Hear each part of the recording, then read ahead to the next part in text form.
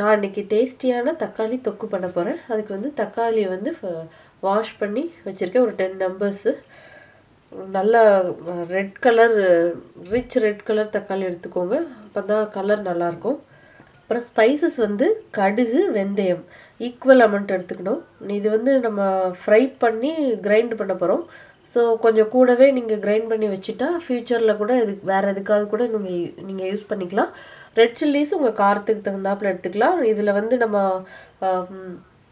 Readymade chilli powder கூட போடலாம். But அந்த ஃப்ரெஷ்னஸ் வந்து அதில் அவ்வளோ கிடைக்காது. அதனால் நான் வந்து ஃப்ரெஷ்ஷாக நானே பவுடர் பண்ண போகிறேன். சில்லி பவுடர் பண்ண போகிறேன்.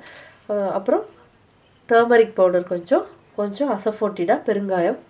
இப்போ எப்படி பண்ணுறதுன்றதை பார்க்கலாம். ஃபஸ்ட்டு நம்ம இந்த மாதிரி தக்காளியை வந்து ரொம்ப சின்னதாக கட் பண்ணி வச்சுக்கலாம். இப்போ பேன் நல்லா சூடாகிடுச்சு. நான் இதில் வந்து கடுகு, வெந்தயம் அண்ட் வத்தல் 3 போட்டு ட்ரை ரோஸ்ட் பண்ண போகிறேன். ஸ்லோ ஃப்ளேம்லேயே வச்சு பண்ணுங்கள். இப்போ வந்து கடுகு மெல்ல வெடிக்க ஆரம்பிச்சிருச்சு. கடுகு எல்லாம் நல்லா வெடித்ததும் நம்ம ஸ்டவ் ஆஃப் பண்ணிடலாம். இது கூலானதுக்கப்புறம் நான் மிக்சியில் போட்டு இது பவுட்ரு பண்ண போகிறேன். இப்போ நான் ரோஸ்ட் பண்ண ஐட்டம்னா இந்த மாதிரி மிக்சியில் போட்டு பவுடராக எடுத்துட்டேன். இப்போ நம்ம தக்காளி வதக்கிறதுக்கு ஸ்டார்ட் பண்ணலாம். பேன் நல்லா சூடாகிடுச்சு. நான் வந்து நல்லெண்ணெய், செசமி ஆயில் தான் விடுறேன். ஒரு 3 டேபிள் ஸ்பூன் வரைக்கும் விடுறேன். அதில் கொஞ்சம் கடுகு போட்டுடலாம். இப்போ கடுகு வெடித்ததும் நான் அதில் வந்து பெருங்காயத்தூள் போடுறேன். பெருங்காயத்தூள் நல்லா பொரிஞ்சதும் தக்காளி போடுறேன். பர்ன் ஆக விட்டுறக்கூடாது. எல்லாமே ஸ்லோ ஃப்ளேம்லேயே வச்சுட்டு பண்ணுங்கள்.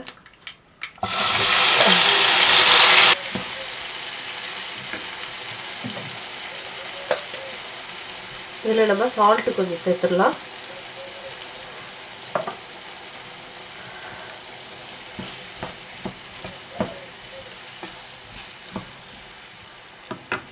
அதோட கொஞ்சம் டர்மரிக் பவுடர். தக்காளி நல்லா வதங்கணும். இதில் இருக்கிற ஜூஸ் ஃபுல்லாக ரெடியூஸ் ஆகணும். இப்போ தக்காளி கொஞ்சம் குக் ஆக ஆரம்பிச்சிருச்சு. இந்த ஸ்டேஜில் நம்ம அந்த கிரைண்ட் பண்ண பவுடரை போட போகிறேன். நான் ஒரு 2 டேபிள் ஸ்பூன் போடுறேன். இது வந்து கொஞ்சம் நிறைய குவான்டிட்டியில் நம்ம பண்ணி வச்சு ஃப்ரிட்ஜில் வச்சோன்னா ஒரு ஒன் மந்த் வரைக்கும் கெட்டு போகாது. இப்போது தக்காளி சாதம்லாம் பண்ணணுன்னா இன்ஸ்டண்ட்டாக நம்ம அதை எடுத்து பண்ணிக்கலாம். இப்போது தக்காளியோட ஜூஸ்லாம் நல்லா ரெடியூஸ் ஆகிடுச்சு.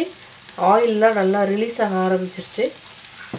இப்போது நம்ம ஸ்டவ் ஆஃப் பண்ணிடலாம். டேஸ்டியான தக்காளி தொக்கு ரெடி ஆகிடுச்சு. இதை நம்ம வந்து அப்படியே சாதத்தோடு சாப்பிட்லாம். இது தனியாக டேஸ்ட் பண்ணி பார்க்கும்போது கொஞ்சம் அந்த நம்ம வெந்தயம் சேர்த்ததுனால கொஞ்சம் பிட்டர் டேஸ்ட் தெரியும். ஆனால் சாதத்தோடு கலந்து நம்ம சாப்பிடும்போது அது ரொம்ப டேஸ்ட்டாக இருக்கும். இதை வந்து அப்படியே இந்த டைரெக்டாக அப்படியே நம்ம சாதத்தோடு கலந்து சாப்பிட்லாம். இல்லாட்டி நம்ம தக்காளி சாதம் வந்து இன்ஸ்டண்ட்டாக தக்காளி சாதம் மாதிரி பண்ணி சாப்பிட்லாம். நான் அதை எப்படி பண்ணுறதுன்றது காட்டுறேன். இப்போ பேன் நல்லா சூடாச்சு. இதில் கொஞ்சம் ஆயில் விடுறேன். ஆயில் சூடானதும் கடுகு போட்டுடுறேன். கடுகு வெடித்ததும் கொஞ்சம் பெருங்காயத்தூள் போட்டுக்கலாம். கொஞ்சம் கடலைப்பருப்பு, வத்தல், அப்புறம் கருவேப்பிலை எல்லாம் நல்லா ஃப்ரை ஆனதுக்கப்புறம் பண்ணி வச்சுருக்கிற தக்காளி தொக்குலேருந்து கொஞ்சம் எடுத்து போடுறேன்.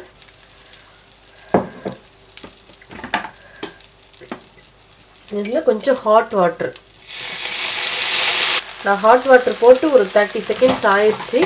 ஒயிட் ரைஸ் போட்டு நம்ம மிக்ஸ் பண்ண போகிறோம். தக்காளி தொக்கு நம்ம பண்ணி வச்ச தக்காளி தொக்கு வந்து ஒரு 1 மந்த் வரைக்கும் நம்ம ஃப்ரிட்ஜில் வச்சு சாப்பிட்லாம். கெட்டு போகாது. ரொம்ப இன்ஸ்டண்ட்டாக நம்ம தக்காளி சாதம் எப்போ வேணுமோ அப்போ எடுத்து ஈஸியாக பண்ணிக்கலாம். இப்போ நான் ரைஸ் போட்டு நல்லா மிக்ஸ் பண்ணுறேன். தக்காளி தொக்கை யூஸ் பண்ணி ஒரு டேஸ்டியான தக்காளி சாதம் ரெடி ஆயிடுச்சு. செஞ்சு பாருங்கள்.